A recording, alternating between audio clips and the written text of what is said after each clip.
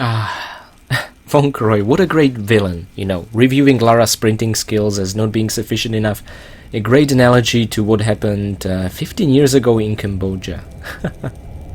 That's really great. So hello and welcome everyone to Let's Play Tomb Raider 4 The Last Revelation. This is Algorithm 115 speaking. Let me welcome you to the Tomb of Semerkhet. Now, take all the complaints I had about Tomb Raider 4 being easier than Tomb Raider 3 and 2 before that and throw them out of the window when it comes to this level. Because now we are knee-deep in danger. I believe this will be the first time we are gonna die in Tomb Raider 4, and I say this with an utmost certainty. There are so many things that after much practice I still cannot pretty much predict what's gonna happen, that I don't think it's really plausible we're gonna avoid a death. Now, I don't know how we're gonna die, so I'm kind of excited to find out what the first one will be.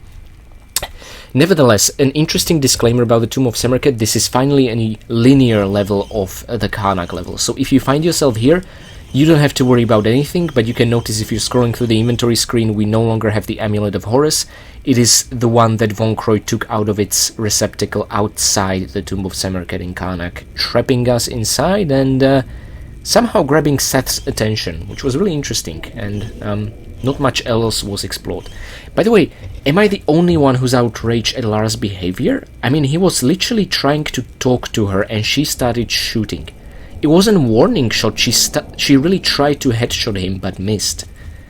I mean, seriously Lara, you got not what you deserved. You deserve something far worse than being stuck in this tomb. Now, I broke that urn without much exploration or observation of its motive because I simply cannot figure out what is it we're looking at. So, like the two different kinds of urns before that had some significant meaning to the level where we found ourselves in, and hinting at the winged scarab or the sun goddess, I don't see anything like that on these ones. So, just break them with extreme prejudice. Oh dear god, I just remembered what's up ahead. There they are. The beetles, the death beetles. Now, here's the thing, we can't shoot the death beetles. There's nothing you can do, you are completely hopeless.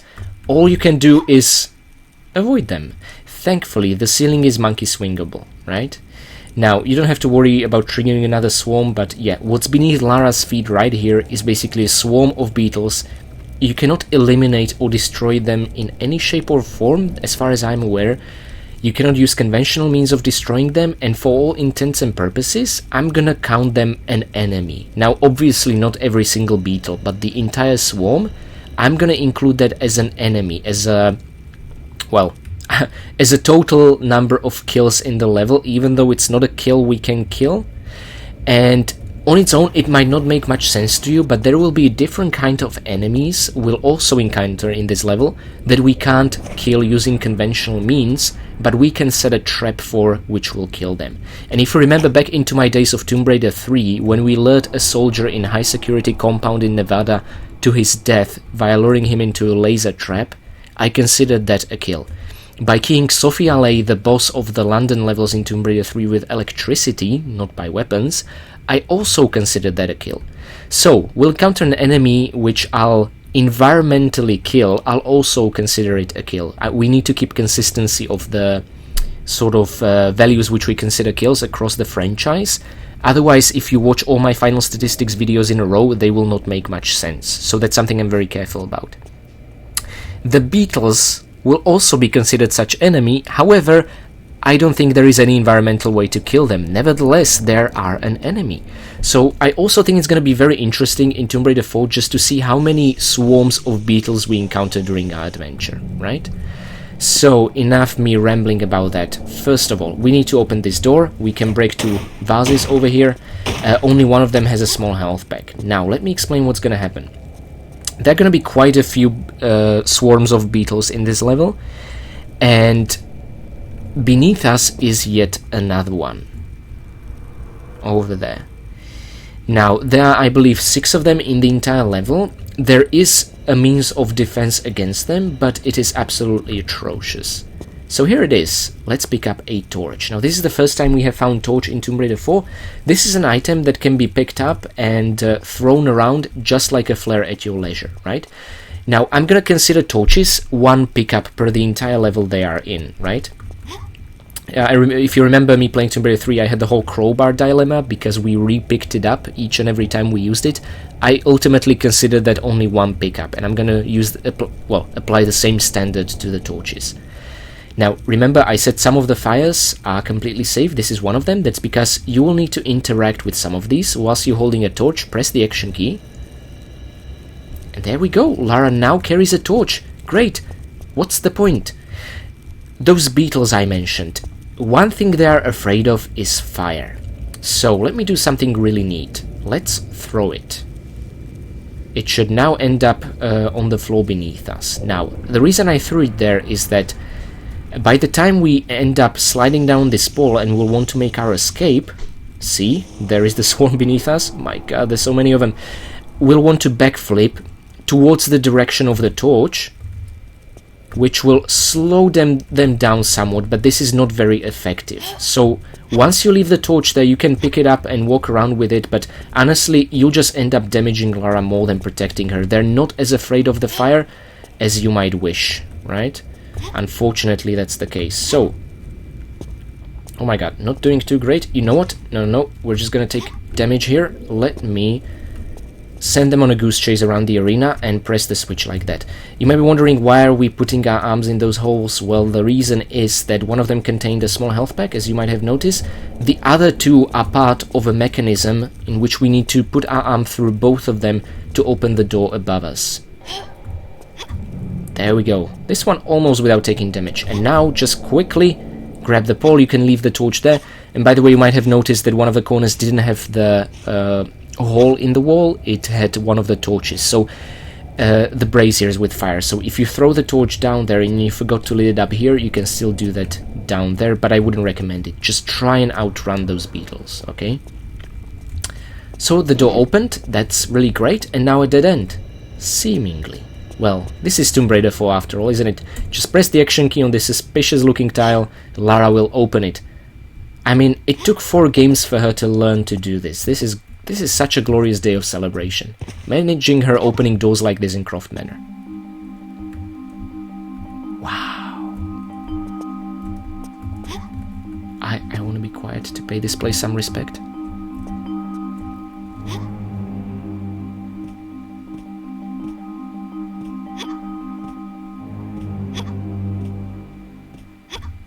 Well, it doesn't really matter. We're gonna interrupt it with a secret chime anyway. There we go. So the first secret of this level. Now, it's just a very inconspicuous ladder. The room where we find ourselves in now is one of the most memorable areas in the entire game. This is probably the 2nd or 3rd time I'm saying it, but the thing is, each of them are very memorable and this is very much well deserved. We will play Senet against... Oh, let me again use my binocs over here. Against, well... This guy. This representation of Semerkhet. I'm not sure if we'll be playing against some spirit or ghost of Semerkhet or some very elaborate computer. I guess it ultimately doesn't matter. But depending on whether you win or lose the match against him, you will end up taking one of 2 alternate paths through the level. You might be thinking, great, so we win and we'll be rewarded with, you know, plenty of goodies, secrets and so on. No, if you win, you will take a shortcut through the tomb. If you lose, that's the only way to get as many items and kills and secrets as possible. Now, don't worry. My duty here is to explore the level in its entirety. So what I'm going to do is I'm going to save once we reach the control panel of Senet. And we are going to, first of all, win the game. I'm going to show you how. It's actually very, very easy. And I'm gonna explore what the rest of the level looks like, and it's, by the way, very short if you do win, if you're a winner of the Senet game. Then I'm gonna reload, I'm gonna intentionally lose, and then I'm going to show you what happens in that case. And that's the path that we are gonna take, because there are 7 secrets in this level, but if you win, you can only find 2. If you lose, you can find all 7. This kind of level design makes no sense to me. Why the developers decided to do this? Nevertheless, get that shotgun ready. I understand that they know most people are not, you know, completionists, crazy like I am trying to get everything, but secrets are a reward, you know? They should never be a punishment. They shouldn't even be a consolation prize for a punishment. So that's the thing I don't understand behind this decision. Well, that was very close. Okay, so the small health pack is there. Okay, and we turned off the middle one. Now, before we trigger the middle one, I want to show you something really cool. In case you are not interested in getting 2 goodies, you can do a major skip through a very dangerous portion of the level. And that is simply by jumping over here and doing this. See, the ladder texture above it reveals that this is in fact climbable, and what we see here is the second secret of the level. The funny thing is, this is the wrong way to access it. There we go, sweet secret chime. Now, this is a bit of a shortcut in case you don't want to go through especially devious gauntlet of traps. Now, don't worry, I'm not skipping out on anything. I will go through it properly. I just want to show you this in case you are not interested. I'm trying to cater to audience with different needs. Some of us are speedrunners, some of us are completionists, some of us just, you know, want to have fun, whatever our definition of fun is in Tomb Raider. So, oh, make sure you shimmy to the left, holding this. Don't go much higher, because if you use one of the upper ladder textures to shimmy left, you can set Lara on fire, and the reason is hidden behind this corner over here. Since the developers did not intend you to get here without shutting down the fire mechanism first, it didn't occur to them that you might be, you know, using the ladder to get back here, and this fire trap being still active. So first let's shut it down manually. So even if you are holding the ladder texture, this could set you on fire, so you need to be very careful. And what we just did, we shut down 3 fire jets, preventing us from getting an important key item. Now I'm going to show you what it is. You know what, let's take a dive into the pool, why not? So apparently even shallow water like this will, you know, prevent us from taking any falling damage, which doesn't make sense entirely, but I'm happy that's the case. Okay, so let's go down here. Now that the jets of flame are down, we get to pick up something really, really cool.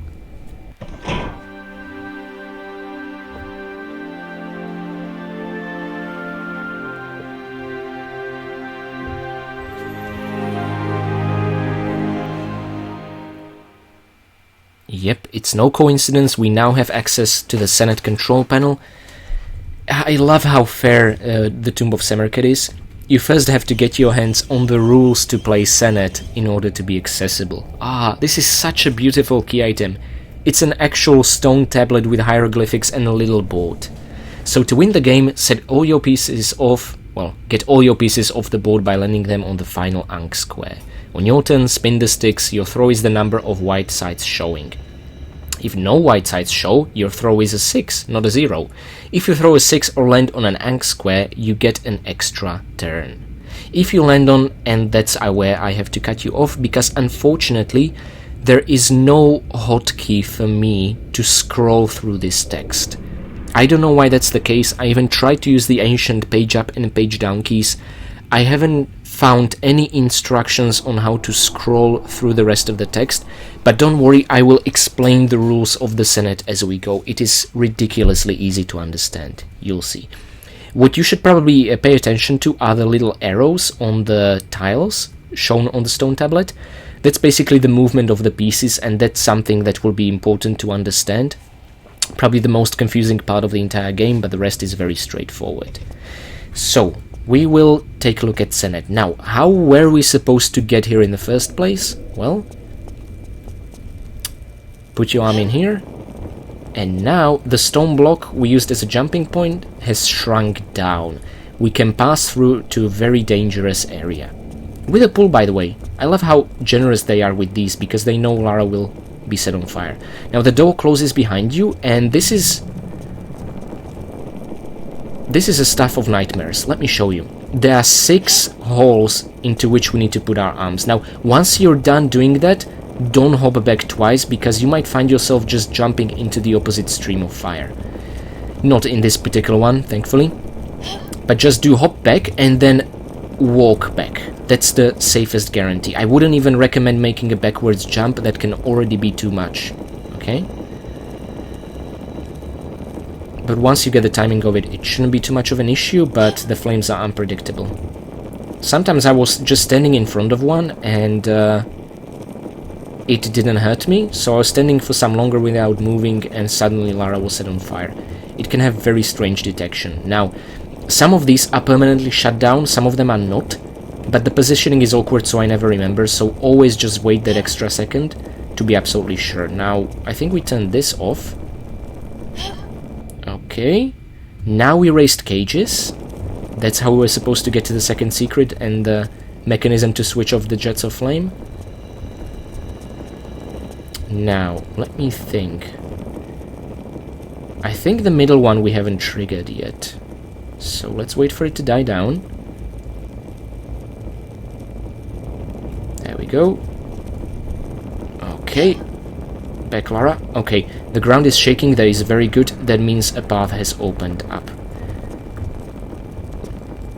Whew, okay, great.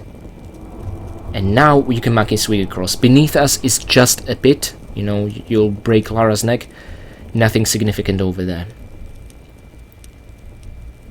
Great. So the path has opened up. Whew, I am very glad we made it. Oh, dear God. So the original idea was that once you get out of here, you will then climb the golden cage over here with Ankh symbol, something we'll see quite commonly through this level. And then you jump onto the platform over here. Then you switch off the jet of flame. And then if you want, you can get to the secret by using the ladder texture over here. So I showed you both the intended way and a shortcut. It's entirely up to you which one you take. But, you know, keep in mind that if you use the shortcut and don't revisit the place with the 6 fire holes, you will miss out on the shotgun shells and small health packs. So, which I would actually really recommend skipping out on in case you're not a completionist, because it's just not worth the risk. But, you know, the overcome challenge is its own reward, is what I'm trying to say. And yeah, you can just cross the field like this, or if you might have been wondering why I'm ignoring and skipping such large parts of the level, is because they're empty. There is nothing here, but they are still beautiful and interesting enough to keep in mind, right? So I'm just going to show them to you like this. There we go. And now up we go. Don't worry, this is not going to take us to a second fire chamber with a second set of rules of Senet. Instead, we are where we want to be and control the game from. I can't tell if this is creepy or funny. It used to terrify me as a kid, unsurprisingly. But the music playing is very soothing, you know, and you might be wondering how I know this is Semerkhet. I believe we have seen him in one of the previous cutscenes, but once we'll finish this level, we'll even see him again in an FMV, and that is indeed the head of Semerkhet. So, the cool thing is we are gonna play a game of Senet. So let me do something I haven't done since our very first level in Angkor Wat, and I'm gonna save in middle of the level, because based on the outcome of the game, we are gonna take 2 branching paths. So, as I said before, I'm gonna take you through the winning path first, just to show you how many items, skills and secrets you can get, reach the very end of the level, and then I'm gonna reload and take you through the losing path. And again, show you everything you can get. By the way, my level totals for this level include both paths, because even though it's not possible to take them both, the level still contains that number of kills and pickups and secrets, right? So, with that disclaimer, let's roll. Remember, white squares show the number of movements. So now if you look at the board, you can pick one of these 3 colors to move 2 spaces. Now, they all start, if you look at the rules of Senet, they all start, if you look at the sort of 3x4 square at the right lower side of the tablet, we all start on the leftmost bottom square, moving to the right, then up, and then from the middle row all the way to the left. So just translate that into here. So whichever piece we choose, it's gonna have to step through that and that tile first. Now, it doesn't really matter, but I guess I'm gonna choose the red just because I'm a lazy bastard and it's closest. Then your opponent, in this case Semerkhet, from the distance rolls the dice, so to speak. So imagine this a 4-directional die rather than a 6-directional one. I'm not sure if that's how Senet was actually played, but works well enough. So again, both of us moved by 2 because we had 2 white results. Let's roll again, see what happens. I love the fact that if you get all black, so basically 0, you get to move 6, so it's even more than 4. And now I would recommend going to the red one, because if you step on a place with Ankh, you get to roll again. See, Semerkhet is doing nothing, he's respecting the rules, so let's do that again. Okay, just one, that's rather unimpressive.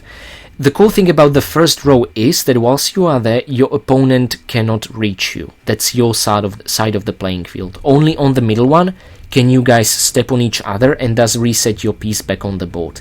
So keeping that in mind, I'm probably gonna move with a blue instead.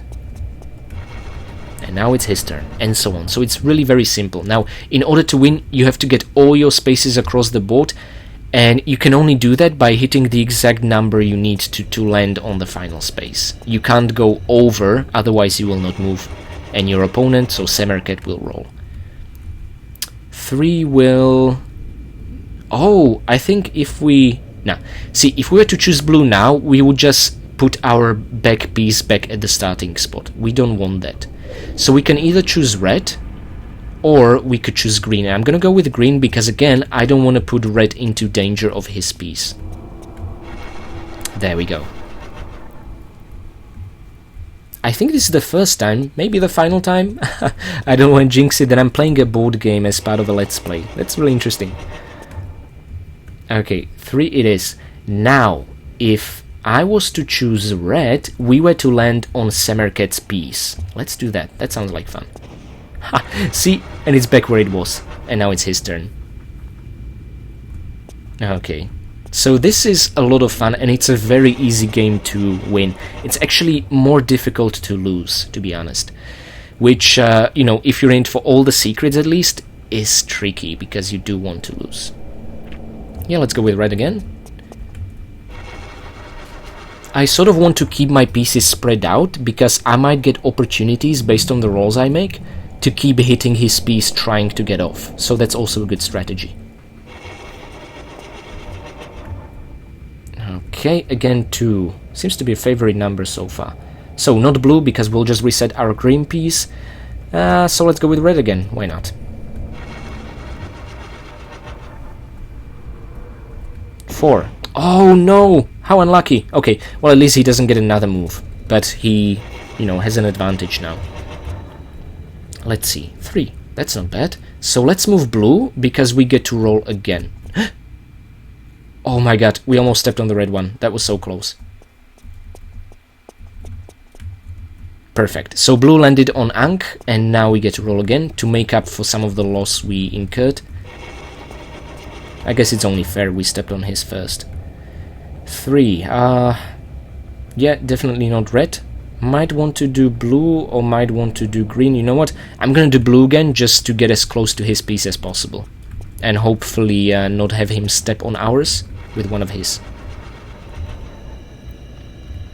Oh, that's a good roll. That's exactly what he needed to roll again. If he lands 4, then he got rid of one of the pieces. No? Thank goodness.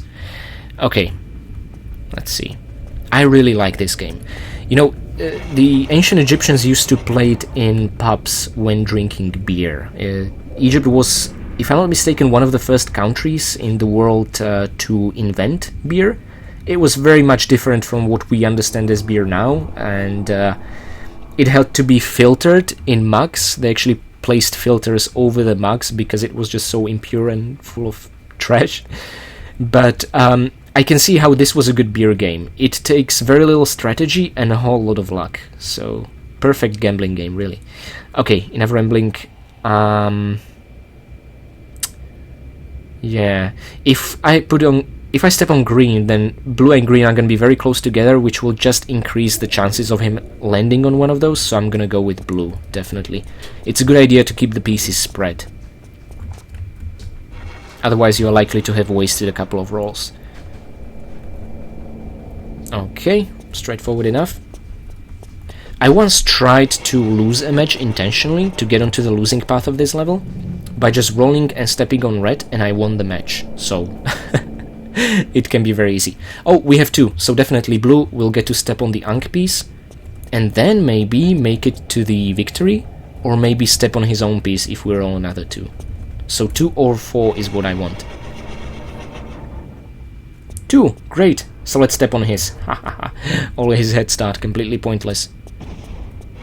And, oh yeah, it wasn't an Ankh tile. Okay, never mind. He goes again. Okay.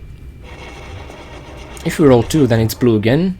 Nah, it's just 1. You know what? I'm gonna leave you there, and we're gonna step on green, because that will allow us to roll again, which increases our chance of getting 2 in the same turn. And get rid of the blue piece.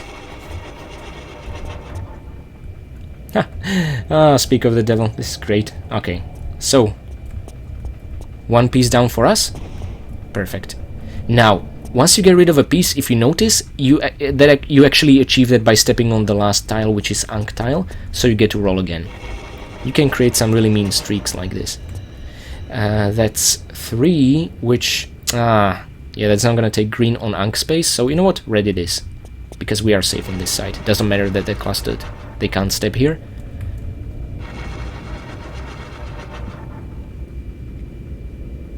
Okay. Now I would like 1 or 2 to step on the bastard. 3. Well, perfect. You know what? Let's do red in that case.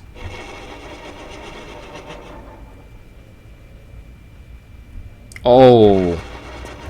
He must have rolled all black. Yeah, and he moved 6 and therefore rolled again and got 3. That was brutal. Okay, 2 more, so it's definitely red. Just so we get to roll again.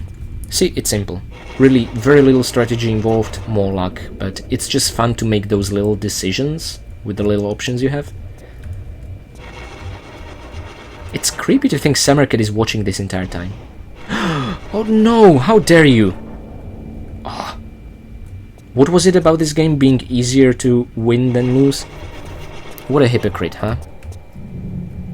Oh, that's what I like to see. So, this is 6. It will not really help green as much. Then again, we will roll again. Oh, wait, no, that's exactly what we want for red. Ah, perfect. And we get to roll again. Cool, okay, great. Wow, that is very generous indeed. That will actually land us on Ankh. Perfect. And by the way, if a piece is eliminated, you can freely step over those. You will not lose a turn or anything like that. Wow. This is great. Again on an Ankh piece. I almost feel like I don't deserve this. Now let's roll 6 and wrap it up. Okay. Still, this is great. I can't complain. But, you know, he can still step on us and we might end up where we were. Ooh. Okay, but it's better than 2 because he would have rolled again. And now, please, be 2. 2, 2, 2, 2, 2, 2. That doesn't make me happy, because now we need to roll 1, which is gonna take a lot of rolls. Well, not for him, apparently. Oh, did I say 1? We've won! And this is what happens. The piece disappears and... oh, the dice box, let's call it like that, disappears as well. So there is nothing more for us to do but, you know, enjoy our path to victory and missing out on most items and 5 secrets and pretty much most of the kills. Nevertheless, oh, it feels great to be a winner for now. That's why we did that save, right? So I'm gonna show you what happens if we win. It's gonna be now a very short way into the level. Okay, you know, and sort of from real life point of view, you know, if you'd actually be stuck in a dangerous tomb, you know, risking your life, what you'd want would be to take a shortcut through it, to be safe. And I get this, Lara is being rewarded by playing well, by pretty much avoiding most of the traps, whilst being watched by sulking Semerkhet. But, you know, then I don't think they should have placed the secrets in the losing path. That I just genuinely think is a very bad design decision. Now, you can choose left or right, it really makes no difference. Kind of similar grand staircase mirroring the other side of the Senet game board room. And be ready for 2 doggos. Because once the door will open, the beasts will be unleashed. I'm just making it sounding more dramatic than it is. It really is no biggie. Okay, come here. Perfect. Now, nothing here, but be careful about these braziers. The fire is much bigger. If you approach them, you will set Lara on fire. I tested that out, so you don't have to. Okay, Uzi clips and an empty urn, which I'm totally gonna break. I'm still not sure if I should count the number of urns we broke. Not sure if that would be a valuable statistic. Oh, something I'll think about. Oh, that was close. Stepping on that tile would be certain death. No pools to douse ourselves in anyway. You know what? No, let's not shotgun again. Let's just use our pistols for that distance. Yeah, good decision. Cool. And nothing in his lair over here. No items up there. But be careful about his body. Yep, that's what I'm talking about. And now, ooh, this room is epic. It contains not one, not two, but 3 swarms of death beetles. So be on your feet. Oh, they're falling from the floor. The only way this would be creepier would be if these would be spiders. Ugh. Oh, no, no, no, no, no, no, no, no. Oh, oh, oh. And just jump on the pole, hold action. Okay, and now they can't get you. These little bastards can crawl on top of blocks and even across slippery slopes. So you really, really want to be above them as much as possible. No, just your pistols, Lara, will do fine. Thank you. Okay. And again, nothing in the urn over there, but you just have to break it. Okay. Large health pack, cool stuff. And get your shotgun ready. Just kidding. Now, Lara is fair. She will not shoot the dogs. She will not do that. But you know what? Actually, I think this is a good room to try something out because we'll be reloading anyway. I want to explain something. Something that might finally clarify the mystery of the white shot ammunition. So let's... No. First of all, let's take our pistols and shoot the wall over there. See? Fairly consistent. Let's take our Uzis. Again, fairly consistent, right? Now let's take our shotgun loading with normal ammunition. Again, very clustered, concentrated, and consistent. Now, if you switch on the shotgun to white shot ammunition... Whew, that is a lot of ammo. Look at this. It spreads way more. It's all over the place. So what this basically means is that, you know, probably 50% less pellets will actually hit your target. So why this ammunition is more rare and why should we use it rather than the normal one is a mystery to me. It's just like normal ammunition but worse. Now, another thing I want to show you.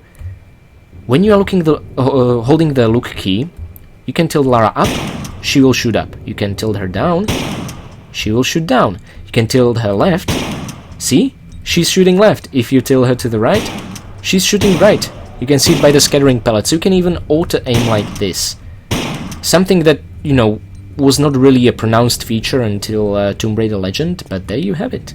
Now what I want to try out is if something will happen if we just... Did you see that? Blood!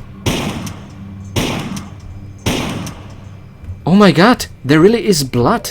Okay, can we kill the dog? I mean, I guess not. Okay. I have a feeling we did something like this back in the Floating Isles, or the Dragon's Lair of Tomb Raider 2, where we fired harpoons into a statue that was not yet reanimated, to deal damage to it to then kill it more easily. So I'm curious, let's leave the other dog alone, let's leave this one injured, and then I'm gonna take my pistols and see if there's gonna be any difference in the amount of damage they'll take. Maybe by the time they'll wake up, this guy will just be plain dead and we will not even get to fight him. I'm really curious about this. Wow, this is exciting. This is something I should have tested before, but you know, an inspiration struck me right here, right now, so I'm not gonna miss out on this opportunity. Since I know we're gonna reload. And, okay, for those of you who have good ears, you might have already heard a couple of bets. I see a shadow somewhere. Annoying little thing. Oh, there they are, 2 of them.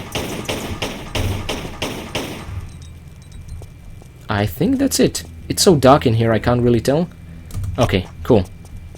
So you better take care of them first, then let them, you know, chip away your health as you are on the slope. Kind of the same idea as in the previous Sacred Lake level, yeah. Now this is going to be a fairly tricky jump, but it's just a small practice for what will be up ahead later on in the level. So I want to jump over there. Now to make things easier for yourself, you should just jump backwards from here, but I want to make the more difficult jump. Okay, I think that should be good alignment. Yeah, that is closer. It's better to jump over there, so of course I'm not going to do that. Now let's make the perfect backflip. Ooh, okay. That was very close indeed. Let's light up a flare, because here we'll find more ammunition into the weapon we still don't have. Okay, poison, and this, if I'm not mistaken, should be normal. Okay, cool stuff. No explosive this time, but that's fine. And now we are above the room with the sarcophagus, with the light beams, and the 2 jackals, one of which we injured. Unfortunately, I don't have much to say about this. This is a long, tedious, boring puzzle. Now, notice and observe that these are the same Senet pieces that we played with, which is in a direct contrast with what we'll be doing on the losing path, and I'll point that out once we'll reach it. But if you're a winner, you just get to touch your winning pieces again, and since they are so shiny, you put them on the correct spots, and beams of light are gonna shine through and open up a path for you. It's really as simple as that. It's kind of like having trophies for your victory or something like that. Oh, and by the way, I haven't really tested this out, but I think moving things consistently backwards is slower than forward. I'm actually going to do a comparison now. Let's just take this all the way back. And then compare it to how long it's going to take when just pushing it forward. And yeah, pretty much the extent of this puzzle is just to put them on the matching color. That's it. It's, well, I have to appreciate the fact we are not back in the Tomb Raider 3, 2 and 1 engine, just doing square after square after square after square. It's a small improvement.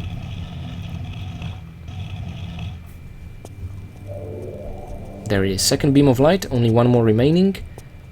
The green one, and now I'm gonna just try and push it forward.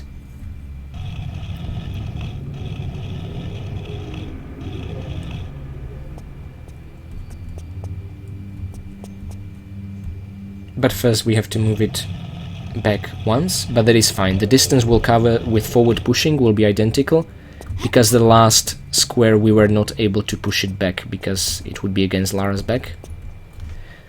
So again, the same number of squares moved, but forward. And, you know, please correct me if I'm wrong. I'm probably even going to do some comparison on my footage, but I think this is faster. I think it would also make sense that pushing things forward is generally a bit easier.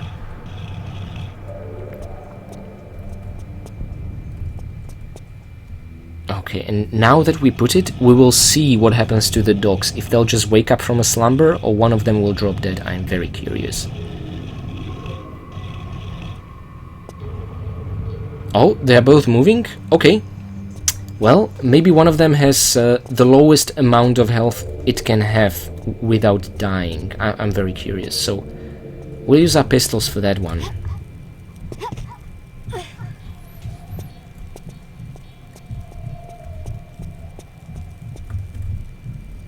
Okay.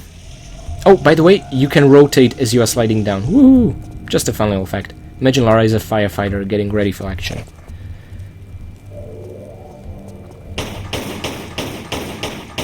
Okay, you seem to have had full health, you as well. Okay, so both of them equal amount of health. So by shotgunning the unawakened dog, we dealt no damage, which it's a little bit disappointing, but now it makes sense why Lara is not aiming at them. It's like she's saving you the trouble, you know? She knows you will deal no damage, so why should she? That's kind of nice, Lara, I appreciate it.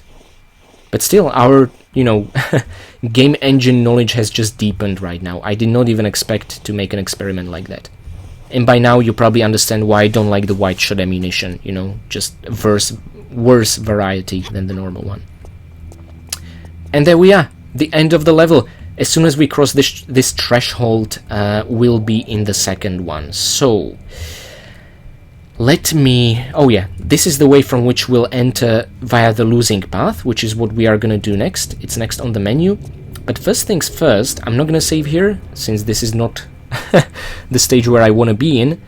Instead, let me show you the statistics screen. So if you follow the winning path, if, you know, somehow winning the game of Senet against Semerkhet is more important to you than getting all secrets, goodies, and kills in the game, these are the stats you will end up with. You will have found 18 out of 45 items. You will have killed 10 out of 30 enemies in this level and found only 2 out of 7 secrets. So we are at 32, not 37 out of 70. And a full disclosure, the totals I am showing here are for both paths of the Tomb of Semerkhet, because my job is to show you how much stuff there is in a level, whether it's obtainable in one run or not, okay? And this will allow you to make a better informed decision. I'm also going to show you the statistics screen at the end of the losing path. You will see that we are doing much better doing that. And also one disclaimer, I am counting the beetle swarms as kills total. So as enemies, really, not as kills, but I want to count all enemies of Tomb Raider 4 because unkillable enemies is something that is very common in this game. So, saying that, let me not save here, but instead load, and I am going to lose the game of Senet against Semerkhet and show you what will happen if that will be the case. So I will see you guys there.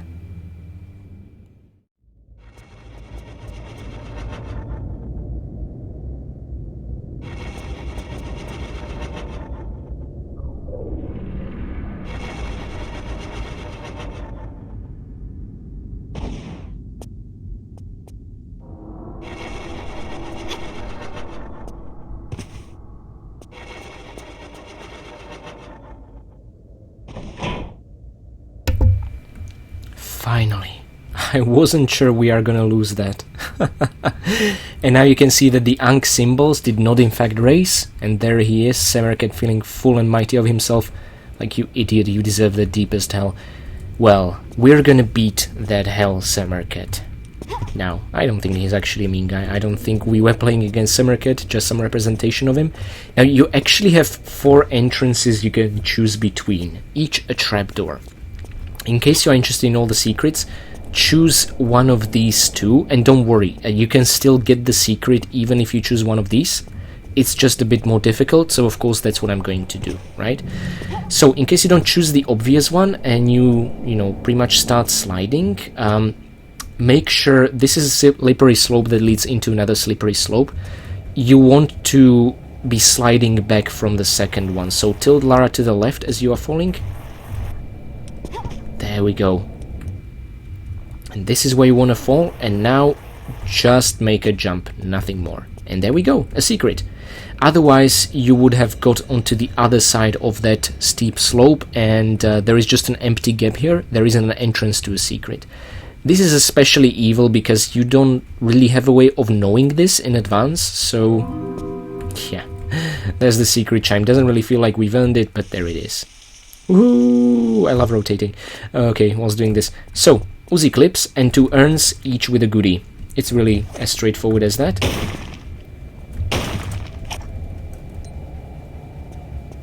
There we go, and nothing more, yeah. You can't really interact or destroy these wooden boxes or anything like that. They're most of decoration, and I appreciate that. I like these things.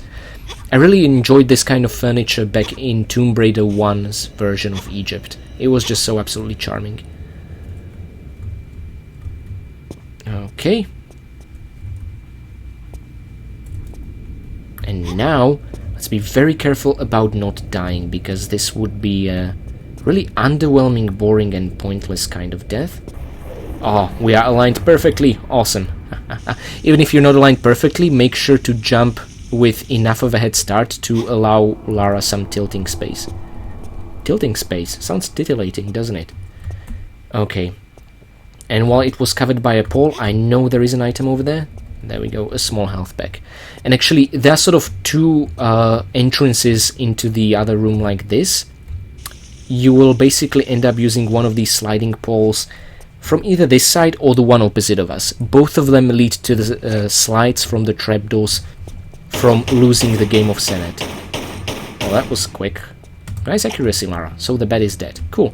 And don't be scared by the 2 ropes in this room. You can completely ignore them. You can get everywhere you need without interacting with them. That's not what we're gonna be able to do later on once there'll be a sequence of 3, but we'll take small victories wherever we can. Yep. Not easy to see, but there they are nevertheless. And now... oh, this is really cool. So, you know how for winning we got to touch our own Senet pieces and move them to the correct position and let light shine through them to open up the exit. We're going to do something quite different if we're a loser, because we're going to turn into a sore loser. And the Senet pieces we're going to move around are not actually ours, but Semerkhet's. The 3 golden domes he used to play against us. That after many long minutes, I finally managed him to beat us. We are gonna destroy these things with 2 huge fucking hammers. It's gonna be glorious. I just love the idea of Lara being a sore loser and, you know, not having to, but destroying them because she can. I like that idea more than, you know, needing to do it to progress. So satisfying. Don't touch those hammers immediately, because they can kill you even though they've already swung. So be very careful about that. And we got our hands on one of the most beautiful key items in the game, a cartouche piece. Number 1. Well, what does that tell you? That we need to find number 2, of course, and then combine them with ever so satisfying click. Okay, now, I did mention we are not gonna, you know, be needing to use the ropes, and the reason is a very conveniently placed secret. You might have already noticed the weird texture with the tile over there. So let's just get there and kick the door down into what is, if I'm not mistaken, secret number 4. Ta-da! The chime will confirm it. There we go. Okay, more arrows. Oh, the explosive variety. And a small health pack. Cool stuff. By the way, interesting bit of trivia, no matter which path you take, winning or losing, you will basically end up with at least 1 bundle of explosive and 1 bundle of poisonous arrows. So, you know, you will not miss out on those, which is really nice. A shortcut down here. Now, I want to explain what to do. We need to open this door to get into one of the final halls of the level. Yeah, not rooms, but majestic halls. For that, we need a piece to insert into here. Now, our cartouche piece is not going to do the job. You might be thinking we need to find the second one and combine it. Yes, but then we need to fit it into here. Now, the place where the second cartouche piece is even better. Well, it's more hidden than the actual secret number 4. So, let's use the ladder and do something really deviant. Let's go around the corner. Oh, this feels so wrong, but so cool. And the game gets a bit of a mindfuck from that, because not only are you corner moving through a climbable ladder, but also this is uneven surface, you know, it goes a bit down, so it takes a while for the game to calculate what the eligible positioning for Lara is. It reminds me of corner glitching a little. And this tiny little crawl space here, which is way more difficult to see than the secret, is actually the means to progress. I was actually a bit disappointed when I found that out, that, you know, I didn't hear any secret chimes or anything like that. Plus, I don't like crawling, so yeah. And there we go. We are pretty much gonna do exactly the same thing we did before, albeit this time around it will not be a simple matter of moving away into safety and then triggering a lever to destroy it. This time we actually need to put it into its correct position and then run the hell away before the hammers strike us. So I recommend not going all the way back, because you will just spell your doom. Stop somewhere over here. If Lara is on this tile, the hammers will not move. They will only move once the Senet piece is there. So now, just push it forward once, and then either jump back or even hopping back is sufficient. I'm gonna hop back, because otherwise the camera will not show us this. I have a tendency to run straight ahead and grab it. Be patient. If you touch the hammers too early, they're pretty much just gonna instantly deplete your health, even though, as I said, they already swung. Oh. It's not all. So many jackals in this level, but I'm timing my shotgun blasts quite well. We didn't get hit, as far as I'm aware. And 2 goodies over here, that's it. It feels like this is a trapdoor that should open or something like that. No, just get your kills and your goodies and get out. That's it. Again, we'll have to do that through the crawl space. Okay.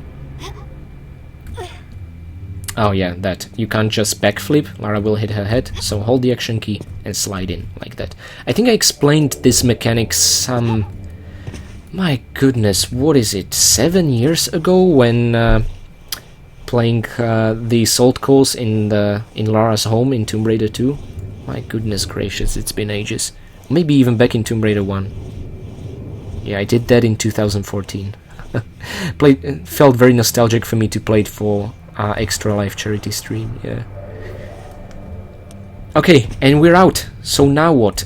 Before we go down and start messing with the doors, I just want to wrap up our business up here. Now you can do that all together to explore this room fully, although it's not the most efficient way to do it, it's the least confusing one. A bat will sound as soon as you step on this tile, and mirroring where we entered from, there is another pole here, so let's climb on that. And, you know, we can go further up than we want to, but basically there is just a slippery slope from which we would have entered had we taken a different trapdoor from the Senet game board. Oh, there are the poisonous arrows. Wonderful. But, you know, going back like this is not really possible, so just get your goodies and get out. And, oh, yeah, just empirical evidence. It leads to the slide. That's it. There's a hole in the ceiling for that purpose, and I tested it out, and I did find myself in this side of the room. So it was a bit confusing, admittedly. Okay, now there's ladder just beneath us, which is super convenient. And again, the great thing is we did not even touch the 2 ropes over there. You can just leave them alone. Now, let's combine them. Oh, this is going to be great. This is going to be so satisfying. I need more of this in my life. Okay, so this is a Ba cartouche. I was expecting that the other one would be Ka cartouche, but that wasn't the case, which I was a bit disappointed about. So we can't really put it here. Lara will say no. There is no way to distinguish, so it's just a trial and error. But it's the sickly green door that you want to open. Now here's the evil thing. As soon as you do, don't celebrate yet. Get your shotgun ready. And the door will start closing and cover your view. And you will have a hard time noticing these 2 beasts coming from here. So it would have been cooler if these would be statues on pedestals and come to life, but this is still vicious enough. Mind the trapdoor over here. This will be a very interesting way of getting back to the room later on. For now, however, let me introduce you to what is the most evil part of the challenge. So let's say this is the 3rd piece Semerkhet used in his Senet game against us. In order to destroy it, we need to push it through a gauntlet of fire. Now that's obviously not going to happen. We need to shut down the fire and do it. Now, there is an easy way to do it and there is a hard way, so of course I'm going to show you the hard way and pray we don't die quite yet. So, as soon as we jump onto that lever, we will shut down the flames and we'll have very limited amount of time to do what needs to be done. So, Lara, run, run. I love the mischievous music playing here, like nothing serious or bad is happening, no, just fires. Okay, you grabbed it, very well. Now up, up, up, up, up as fast as you can, because I want to push the Senet piece in one go. I don't want to repeat this. I also don't want to die and try and lose the Senet game all over again. That's like my own personal hell. So let's move it back just once, then jump over it and then push forwards, because again, I think pushing forwards is quicker. And also it's ultimately the only way we can then get away. Okay, and now just hold forward and the action key. And pray the fires will not relight as you're stepping on them. And just like in the 2nd hammer room where we destroyed the 2nd Senet piece, we need to get out of the way of the hammers because they'll just murder us. This time I'm gonna jump back, not hop back, just in case the fire will come alive. Okay. Okay. Whew. A safer way would be to go around and jump from somewhere over there. See, the fires are back. Oh, I'm so happy we did it. That was really close. Okay, cool stuff. So, what is it? It's the Ra cartouche. Yeah. It was the Ba and then Ra, not Ka, which again I don't quite understand. Now, let's put it in. And no, I did not forget about the trapdoor over there. Again, we'll get to it in due time. Now, the thing that terrifies me the most in this level, and by the way, we still haven't died, but the hardest is yet to come, trust me. The fire elemental. Run, run, don't look back, just run. Trust me. Oh man, you're not safe, you're not safe. You might think, what the hell am I talking about? No, no. Oh, it's just an illusion of safety. Okay, down we go. Okay, Lara, go, go, go, go, go. Go, go, go, and into the pool. I don't care which one, to be honest. Oh. Okay. Okay. See the fire that was there? Oh, thank goodness it's over. Nothing left but smoke. So, it's really interesting because we did not even get a good look at the guy. But what we just escaped and killed by luring it into the water was a fire elemental. Now, let's resolve the mystery of the trapdoor, and we're gonna get a better look at its cousin. So, the idea with the fire elementals is that as soon as they touch you, they deal damage, which in its own right wouldn't be too bad, but there is a chance, just like when a scorpion hits you to poison you, there is a chance that when a fire elemental touches Lara, it will set her on fire. That's a more severe and pressing issue than a poison. And by the way, he originates from that brazier over there, and don't worry, no more fire elementals will spawn. Now, what I believe the intended way of getting rid of him was, or well, actually still is, although we used a little trick, is to instead run and sprint and run over here and trigger the lever in front of the mysterious box over here. Now, before we do that, I'm just gonna first pick up 2 health packs, take advantage of the fact that we are no longer chased by a fire elemental, okay? So there it is. And another... Oh, please, Lara, cooperate. Thank you very much. Another one over here. Perfect. So, the idea with the fire elemental was that as soon as you reach this room, you press the lever, and from the magical box, you will release its counterpart. I'm not sure if it's a water elemental or an ice elemental, but there it flies, and I'm running the hell away. I'm not waiting to find out. Oh, thank goodness for... Oh, no, no, no, no, no. For control by Lara during camera angles. Yeah. See? Evidence. Lara does not aim at him. Ooh. Okay, okay. Nice dodge, Lara. Not intentional, but nice nevertheless. But the thing about these elementals is that water kills them as well. I don't understand why. There is something like ice elementals, and later on in the Cairo levels, when they touch water, it will turn into solid ice on top of which you'll be able to move, but not here. Here it will just douse itself as if it was a fire elemental. There it is. See the bubbles in the pool over there? That was it. Now, no longer is a spirit chasing us. Now, why did I do it? Why didn't I just lure the fire elemental to its counterpart and let its counterpart do the job? Well, first of all, the risk of being hit by the fire elemental and being set on fire is much higher. The way to really avoid him is to just sprint back. It's much better because he has to cover more distance to get to Lara. Secondly, I'm trying to apply my kills standard across the franchise. If the 2 elementals were to meet, they would join together quite romantically and explode and die. So basically the water elemental kills the fire elemental and the fire elemental kills the water elemental, which for me means we get no kills. But this way, since we lured them into a trap just like security guards in Tomb Raider 3, I consider this we killed both elementals. So this is something I'm going to take into consideration in the final stats screen and also the final stats video, just so you know. And, you know, feel free to agree or disagree with me on the point, or just be confused, why the hell do I even bother? You know, I want to feel like we achieved trapping or killing them, rather than them doing the job for us. It's the same reason why I reloaded when Ahmed clipped through the wall and killed a scorpion with his torch, even though the game doesn't keep track of kills or anything like that. Okay. Exhausting explanation done. Now for the hardest part of the entire level. Yep, rope swinging. I can't stand this.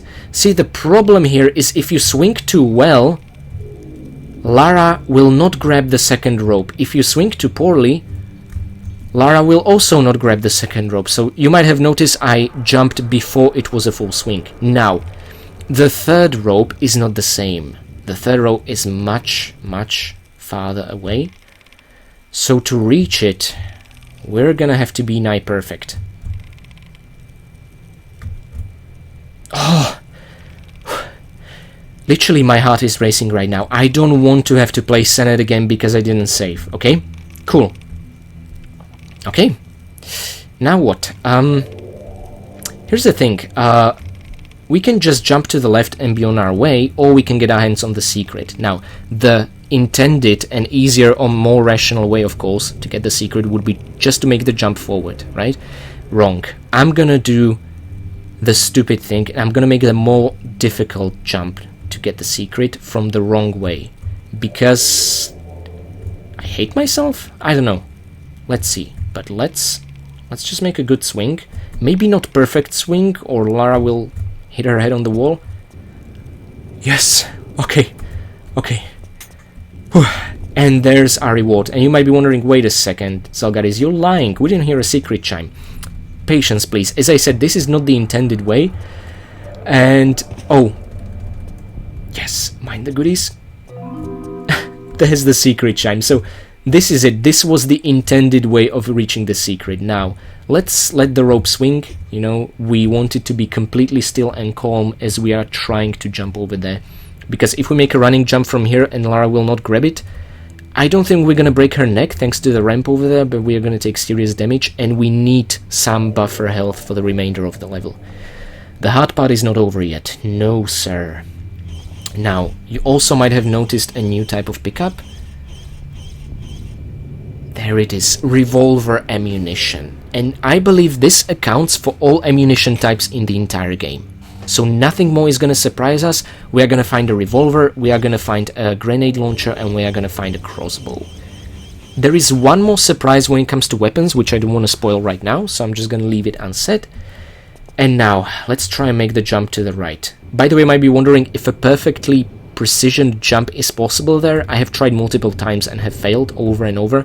I do think we need to do it via the rope. The tricky thing is, Lara, be still, thank you. Now, turn right. Okay.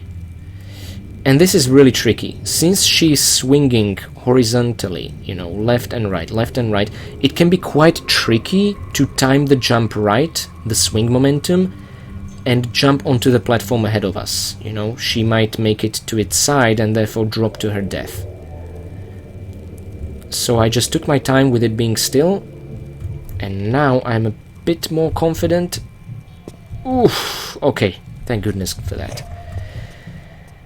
Okay, now turn around, because there be bats. 2 of them, in fact. They go down. Cool, great, okay. Whew. Now, it's not over yet. More randomness up ahead. So let's make a jump here. Perfect.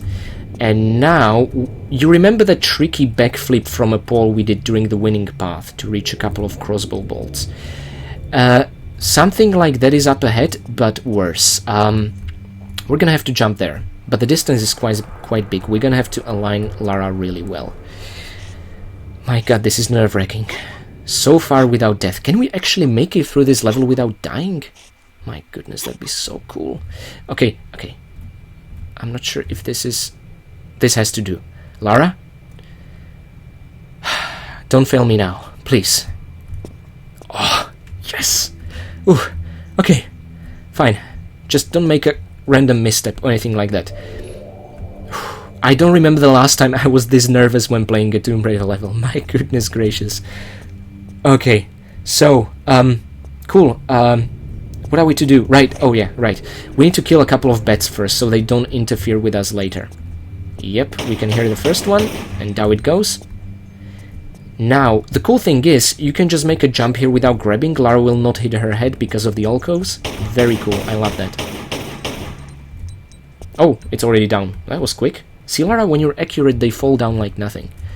There are no goodies here, although it's very dark, so you don't need to light a flare. But I just wanted to get rid of the 2 bats. And there we go. So now we need to put Lara's right arm into the hole over there. In order to do that, we need to raise a platform which prevents us from doing it. In order to do that, look at this. There's a switch, one of the really clicky, satisfying ones. There we go. Cool. That wasn't so bad, right? Except that we took some minor damage, which is very inconvenient, and we again have to make a perfect backflip. So let me align Lara just right. And by the way, these sort of brown spots on the sliding poles really help you mark the verticality from which you need to jump. So I try to have Lara's head right underneath this one. And the line of the ledge ahead of us, the black one underneath the brown one, is somewhere around Lara's lower backpack level. And this is how I backflip. It would be really funny if I would fail saying it with that confidence. And now let's make a side flip, just because it's more dangerous. And now our prize is a torch. Yep. Now, this is another point due to which I'm a nervous wreck, because so many things can go wrong with what I'm about to do. Now, the torch is necessary to open up a path into another secret. Into secret number 5, in fact. Oh, no, sorry, secret number 6. Secret number 5 we found using the ropes. So, we need to get the torch into the lower floor by dropping it, like we did at the beginning of the level, except if you throw it in a particularly bad way, it can clip through a wall and you're done for. There is nothing you can do. I found that throwing it from here is safe, so just press holster, unholster weapons button. It will fall somewhere. Now, I learned a really cool trick.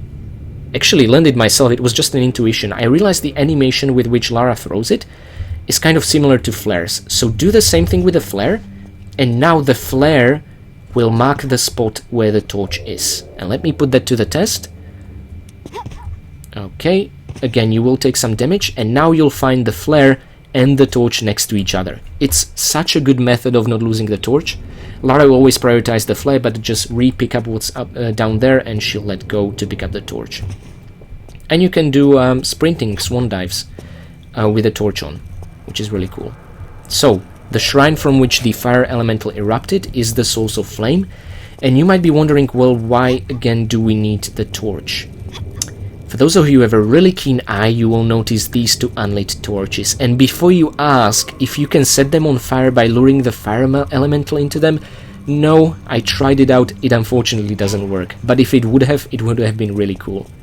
Now, you can let go of the torch right now, but I don't want to do that because I actually can think of another use for it.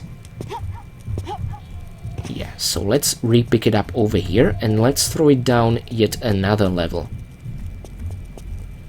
Okay, that should be sufficient. And this is where I want the torch to be, because we'll be chased away from this area, secret chime, by a couple of death beetles. Okay, so on our way back, the fire can provide some minor protection against them as we are escaping, so just leave it there. Now, there is an easy way to do this, or the hard way, and of course I'm going to do the hard way yet again, because I want to tempt the fate. As soon, see, it clicks twice. As soon as you hear the second click, sprint from where you are and swan dive through it. It should be possible. Okay, no time like present.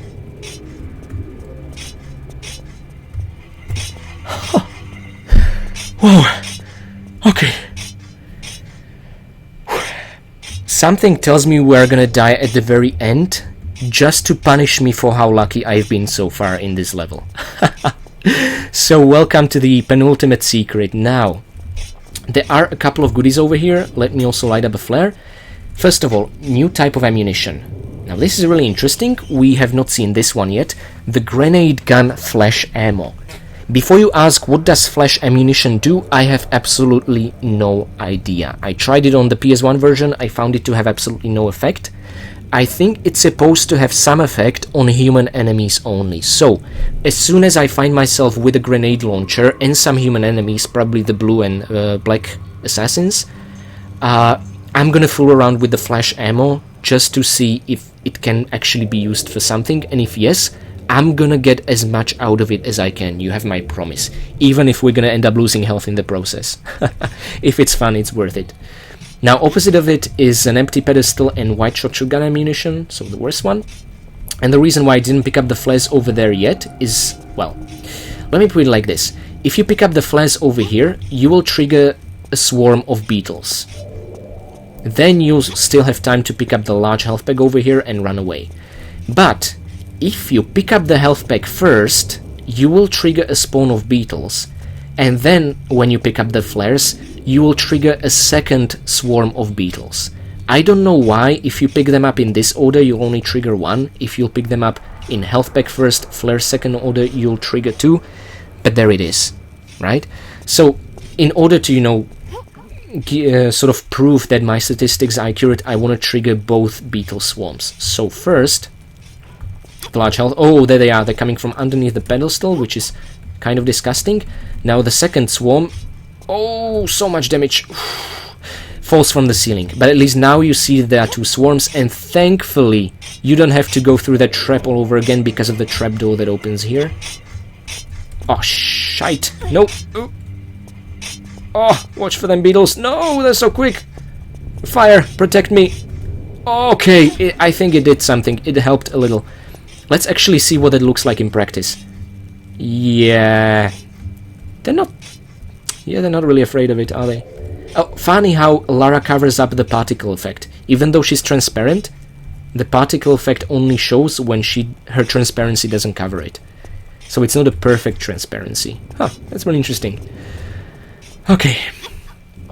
Now, we are on our final march to the end of this nightmarish level. And I say nightmarish, and I only have fondness in my voice and in my heart because I love it. It's a proper, sadistic, difficult tomb raiding. It combines everything we've learned so far. I love this level so much. And we get to play Senet. How awesome is that? But I'm not going to be saying the same thing if I get to play Senet again, because I'll die now, right? So let's see. I need to make another series of rope jumps across, because unfortunately reaching down with the torch to open up path into Secret 6 means we need to get all the way back up. If you are not a sadistic idiot like me, well, sadomasochistic really, save here. Please save here whenever you're attempting this, because complete unpredictability follows. Now, wish me luck, for I'll need it. Whew. Okay, now let's get to the bottom of the rope. Okay, and oh my god! That was not even a well-prepped jump, and look how high she got. That makes no sense. I don't know how this happened, but each time I was in that position, Lara never grabbed the rope. She was too high, and this time she did it.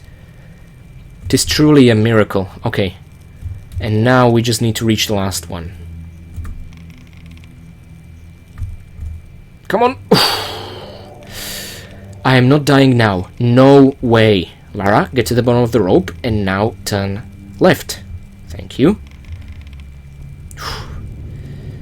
Okay, no. I'd rather be patient and just not die than, you know, rush too much.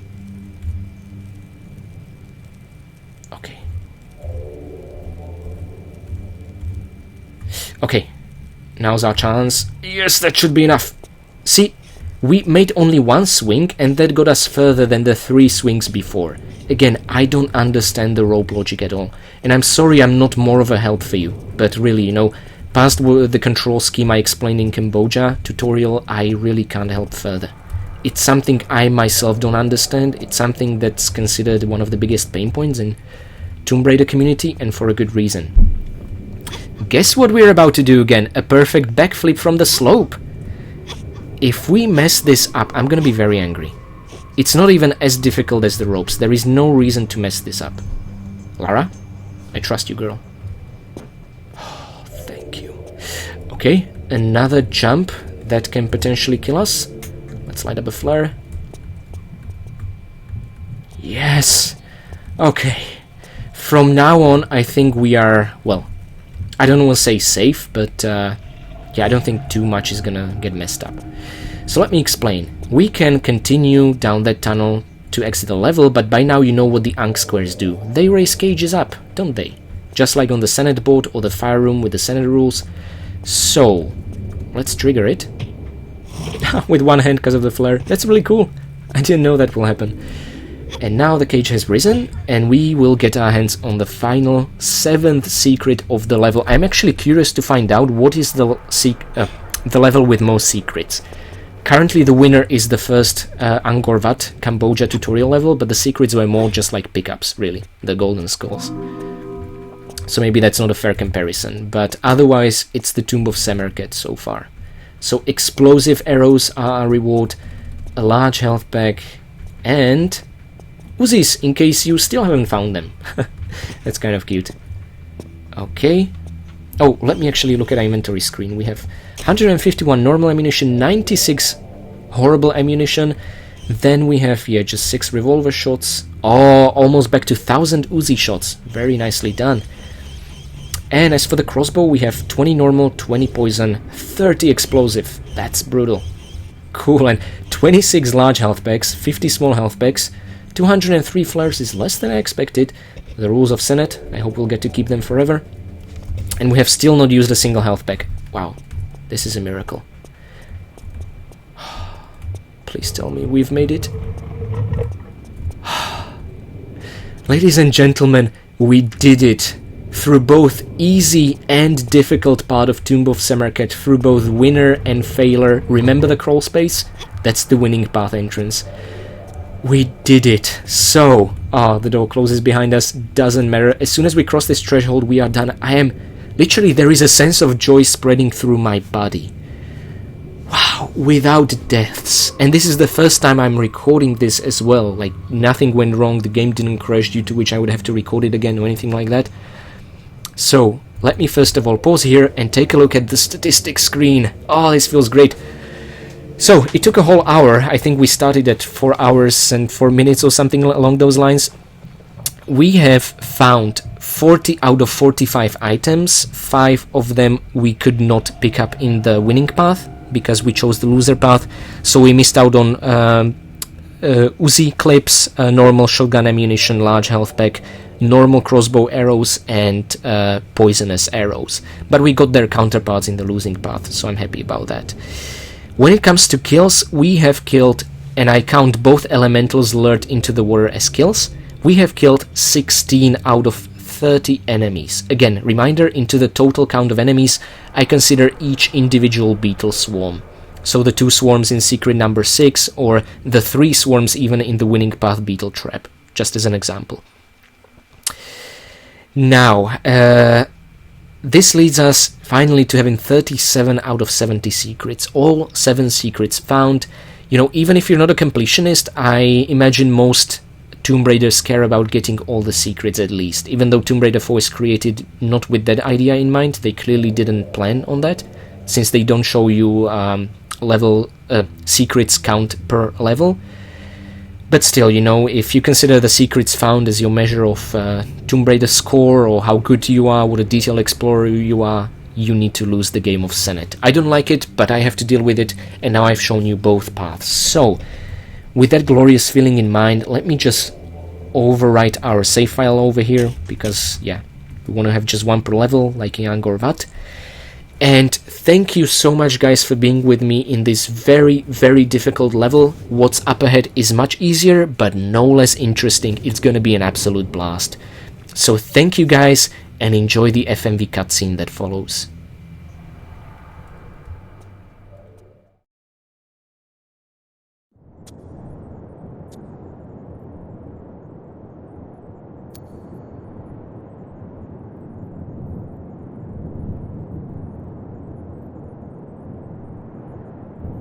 For I have served the god of light, Horus, at the time of plagues.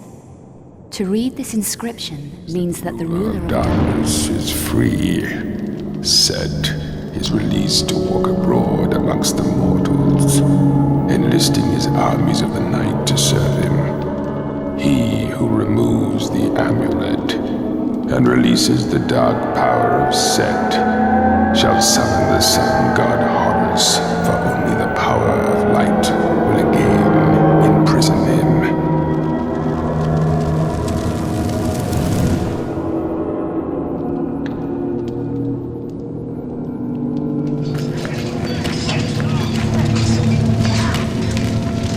By the power of the amulet and armor of Horus shall Set, the ever-living, be confined for all eternity.